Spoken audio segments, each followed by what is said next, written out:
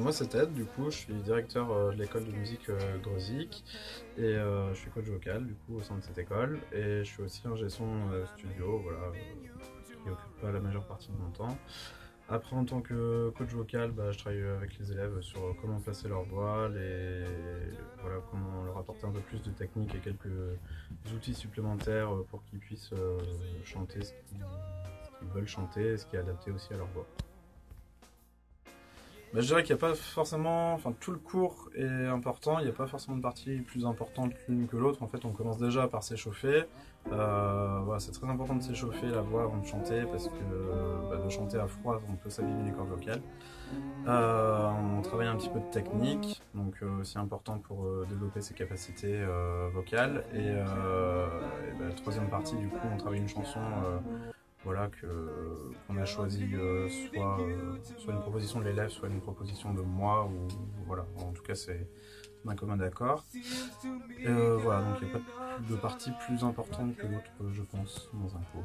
C'est ça que j'aime bien après enregistrer mes élèves, voilà, pour leur faire un souvenir, et puis en même temps ça voit si on en fait plusieurs sur quelques, enfin même sur une année ou sur plus, d'avoir l'évolution de la voix de l'élève. C'est toujours intéressant de pouvoir comparer les tout débuts avec le moment maintenant.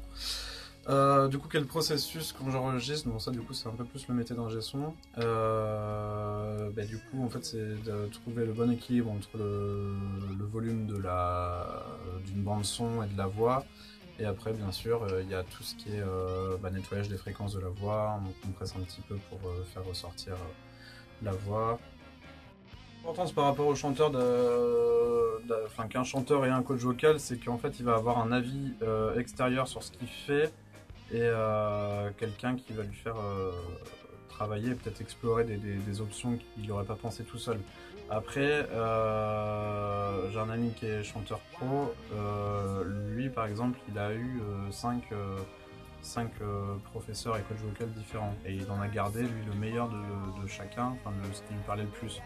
Après, voilà, je pense pas qu'il faut s'enfermer avec une seule personne, il faut prendre un peu différents avis aussi pour construire, pour se construire sa voix. I'm easy like a Sunday morning.